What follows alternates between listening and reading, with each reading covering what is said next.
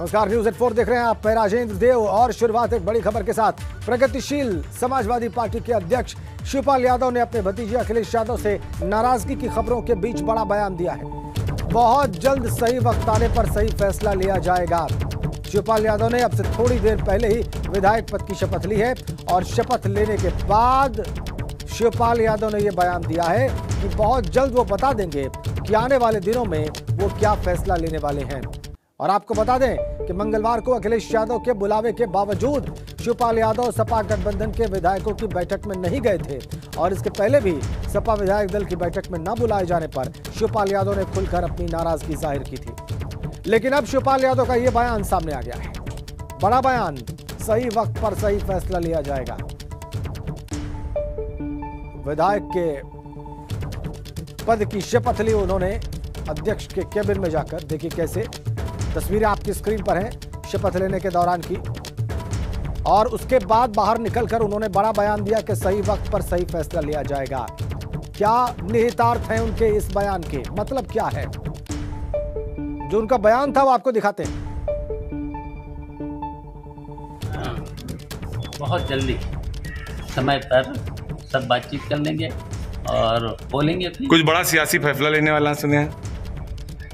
बहुत जल्दी समय पर आपसे बात कर लेंगे, बोलेंगे, सब कुछ बोलेंगे। हम बहुत जल्दी समय पर सब बातचीत कर लेंगे और बोलेंगे। कुछ बड़ा सियासी फैसला लेने वाला सुने हैं। बहुत जल्दी समय पर आपसे बात कर लेंगे, बोलेंगे, सब कुछ बोलेंगे। तो बहुत जल्दी बोलेंगे, जो बड़ा फैसला होगा उस पर सही समय पर बोला जाएगा। शिवपाल यादव अपने ही अंदाज में, जैसे कि वो हल्की मुस्कुराहट के बीच में बयान देते हैं, वही किया उन्होंने। और चेहरे पर पढ़ा जा सकता था कि कुछ बहुत बड़ा उनके जहन में चल रहा है।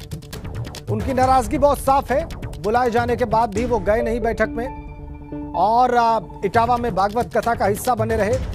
क्या मतलब है, क्या बड़ा फैसला वो लेंगे और क्या वक्त होगा उस फैसले को बयान करने का? आइए इस पर बात करते हैं।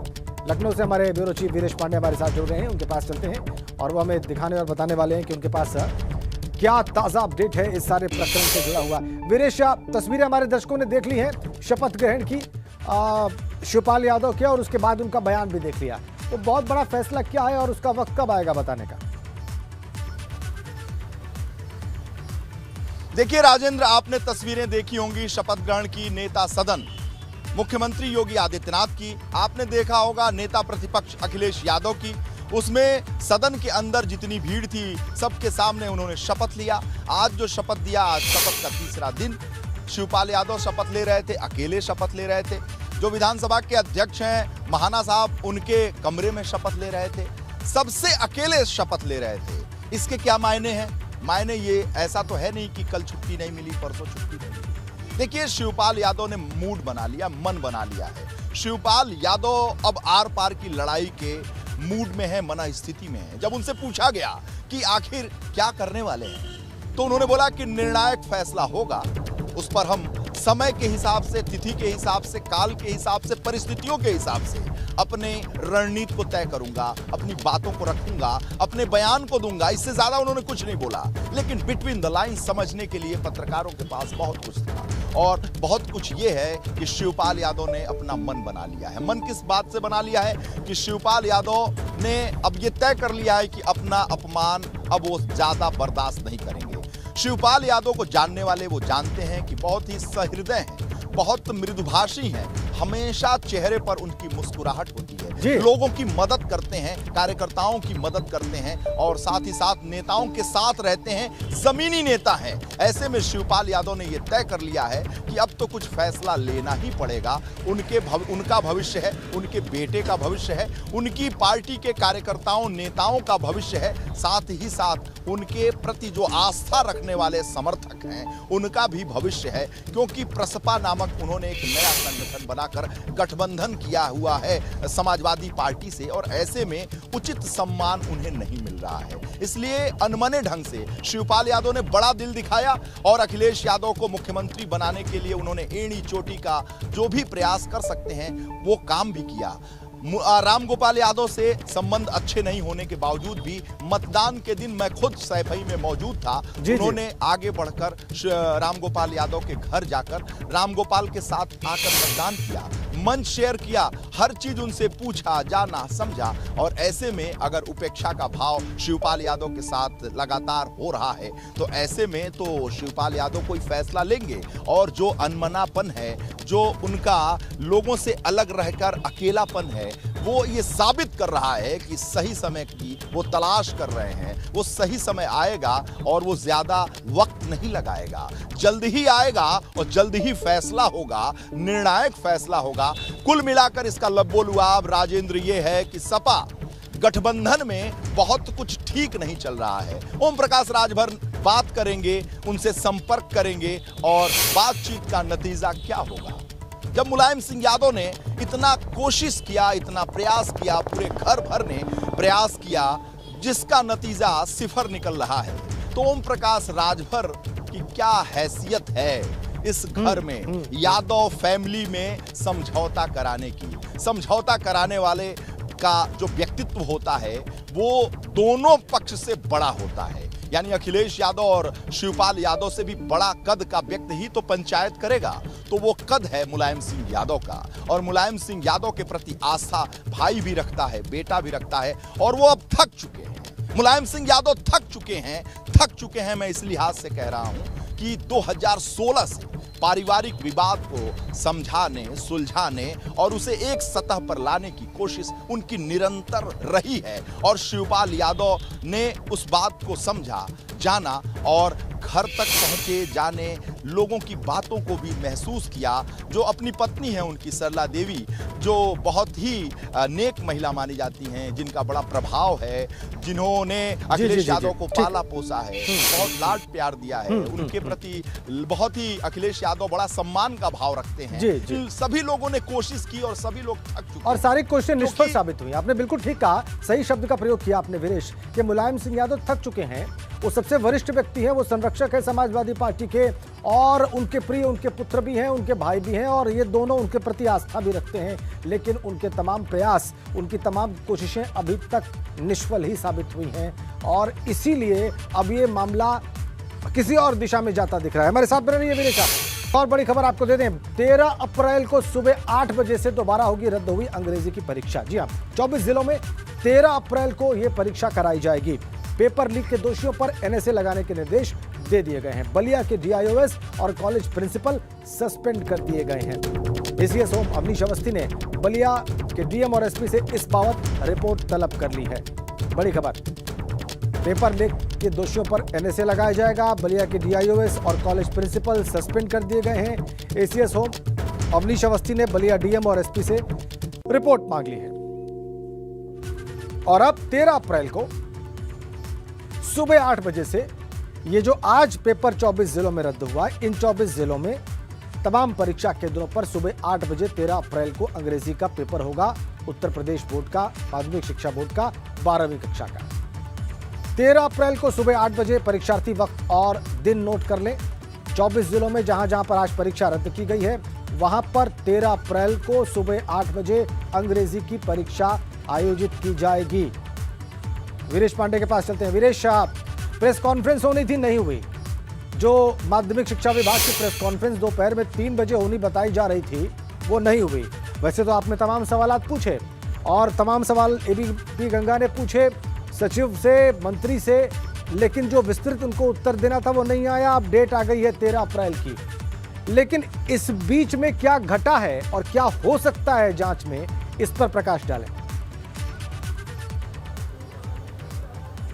देखिए, एसटीएफ से जांच होगी, इस पर विचार किया जा रहा है। साथ ही साथ अवनीश अवस्थी ने वहां से डीएम से पूरी रिपोर्ट तलब की है और जो डीआईओएस हैं उन्हें निलंबित कर दिया गया है। और जब मैंने पूछा विनय पांडे जो माध्यमिक शिक्षा के निदेशक हैं, क्या आपकी जिम्मेदारी नहीं बनती है, बड़ी मछलियों की जिम्मेदारी नहीं बनती है, बड़े जिम्मेदारों की जिम्मेदारी नहीं बनती है? बोले मेरी कोई गलती नहीं है साहब, मेरी कोई गलती नहीं है।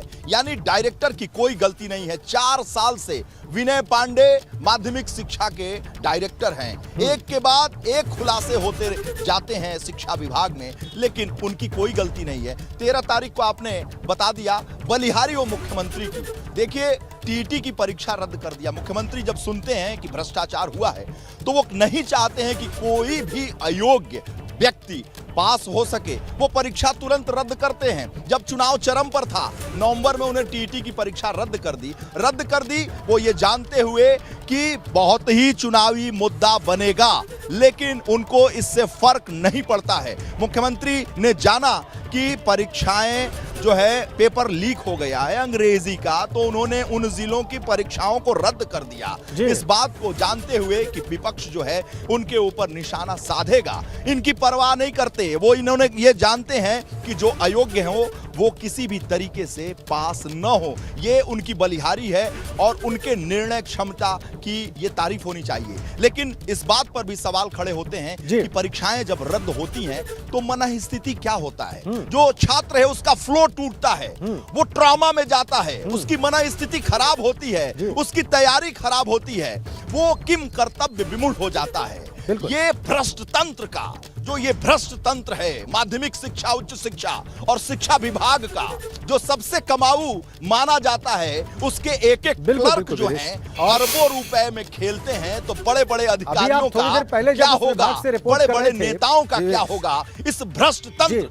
आप जब उस विभाग से रिपोर्ट कर रहे थे तो आपने कहा कि वहां के कण-कण में भ्रष्टाचार की गूंज आपको सुनाई पड़ती है, और अभी आप बता रहे हैं कि कैसे उस विभाग से जुड़े अधिकारी जो है उन्होंने भ्रष्टाचार में लिप्तता उनकी पाई गई है, और ये बहुत अफसोसनाक है। बिल्कुल ठीक कहा आपने कि बहुत ज़्यादा निराश होते हैं छात्र छात्राएं, परीक्षार्थी, जब इस प्रकार की घटनाओं का असर उनके ऊपर दिखाई देता है। परीक्षाएं रद्द होती हैं, टलती हैं, उनको पेपर बाद में देना पड़ता है, तो बिल्कुल वो किंग कर्तव्य विमूढ़ हो जाते हैं, डिरेल हो जाता है सब कुछ। बहुत धन्यवाद वीरेश आपका। पेपर लीक कांड से जुड़ी सबसे बड़ी खबर इस वक्त हम आपको दे रहे हैं। एसटीएफ जो जांच कर रही है इस मामले की, 12 लोगों को हिरासत में ले चुकी है। एक्शन शुरू, स्पेशल टास्क फोर्स ने स्पेशल एक्शन शुरू कर दिया है। 12 लोगों को हिरासत में ले लिया गया है एसटीएफ की टीम के द्वारा, और ज्यादा जानकारी हम हासिल कर रहे हैं। 12 लोगों से एसटीएफ फिलहाल पूछताछ कर रही है पेपर लीक मामले में। अलग अलग जिलों के 12 लोग हैं ये। 18 से ज्यादा मोबाइल फोन जब्त करके छानबीन कर रही है एसटीएफ। बड़ी खबर, अलग अलग जिलों के 12 लोग। वाराणसी से जांच के लिए बलिया पहुंची है 5 सदस्यों की एसटीएफ टीम। 12 लोगों को, अलग अलग जिलों के 12 लोगों को हिरासत में ले लिया गया है और उनसे पूछताछ की जा रही है। 18 मोबाइल फोन्स खंगाले जा रहे हैं, उनके रिकॉर्ड तलाशे जा रहे हैं। सबसे बड़ी अपडेट पेपर लीक मामले में एसटीएफ का सबसे बड़ा एक्शन। 12 लोगों को अब तक हिरासत में लिया गया और उनसे पूछताछ शुरू। ये अलग अलग जिलों के 12 लोग हैं जिनसे एसटीएफ पूछताछ कर रही है, और एसटीएफ की 5 मेंबर्स की टीम वाराणसी से बलिया पहुंची है। 18 से ज्यादा मोबाइल फोन जब्त करके उनकी छानबीन की जा रही है। उसमें से डेटा तलाशा जा रहा है। क्या इस लीक कांड से उनका जुड़ाव है, क्या उन मोबाइल फोन्स का इस्तेमाल हुआ है पेपर लीक करने के लिए, इसकी तलाश की जा रही है। विवेक त्रिपाठी फोन लाइन पर है। विवेक, और क्या जानकारी मिल रही है आपको? देखिए राजन, बहुत तेजी से कार्रवाई हो रही है इस मामले में, क्योंकि मुख्यमंत्री ने सुबह भी एक बैठक की थी जब ये मामला सामने आया। उसके बाद जब वो उनकी बैठक चल रही थी अधिकारियों के साथ, तो बीच में शिक्षा विभाग के सारे अधिकारियों को बुला लिया था। उस बैठक में उन्होंने पूरे मामले की जानकारी ली, और क्योंकि ये पहला सरकार का गठन होते ही जो पहला ये एकदम इसको कहें कि जो पहली घटना हुई है, और पेपर लीक कांड को लेकर विपक्ष तमाम सवाल उठाता रहा है सरकार पर। इसके पहले भी पेपर लीक हुए, और यहाँ तक कि कई जो विपक्ष के कुछ नेताओं ने तो सूची जारी कर दी थी कि बीते 5 साल में कितनी तरह के पेपर लीक हुए हैं। तो ये एक तरह से सरकार को बदनाम करने की जो साजिश भी कही जा सकती है। इसके पीछे कौन लोग हैं तो बाद में पता चलेगा, लेकिन एसटीएफ ने इस पूरे मामले में तेजी से कार्रवाई करते हुए एसटीएफ की अलग अलग टीमें गठित हुई हैं, और जो अमिताभ यश हैं एडीजी एसटीएफ, उन्होंने अलग अलग टीमें अलग अलग जनपदों में भेजी है। बलिया, जहां से पेपर लीक का पहला मामला सामने आया था, जहां से पर्चा मिला था, बलिया में एक टीम गई है। इसके अलावा वाराणसी एक टीम गई है, और वाराणसी से बता रहे हैं कि 4 लोगों को, 5 लोगों को हिरासत में लिया गया है। बलिया से 4 लोग को हिरासत में लिया गया है। एक अन्य जनपद से 3 लोग पकड़े गए। इसके अलावा चूंकि ये एक ऐसी कार्रवाई है जो लगातार आगे बढ़ रही है। कई लोग अब तक, जब हमने अपने एबीपी गंगा के दर्शकों को सूचना दी थी कि 12 लोग हिरासत में, लेकिन अभी कम से कम 18 लोगों को पकड़ा जा चुका है, क्योंकि उनसे लगातार पूछताछ चल रही है। पूछताछ में जो नाम सामने आ रहे हैं, जैसे जैसे आ रहे हैं, उनको सबको पकड़ के बैठाया जा रहा है, उनके मोबाइल फोन लिए जा रहे हैं। 18 से ज्यादा मोबाइल फोन अभी तक थे एसटीएफ के पास, लेकिन वो 25 से ज्यादा मोबाइल फोन रिकवर हुए हैं। रिकवर क्या कहें, उनको जब्त किया गया, उनकी छानबीन आप कह रहे हैं 18 मोबाइल फोन की छानबीन की जा रही है, खंगाला जा रहा है। बहुत धन्यवाद विवेक आपका।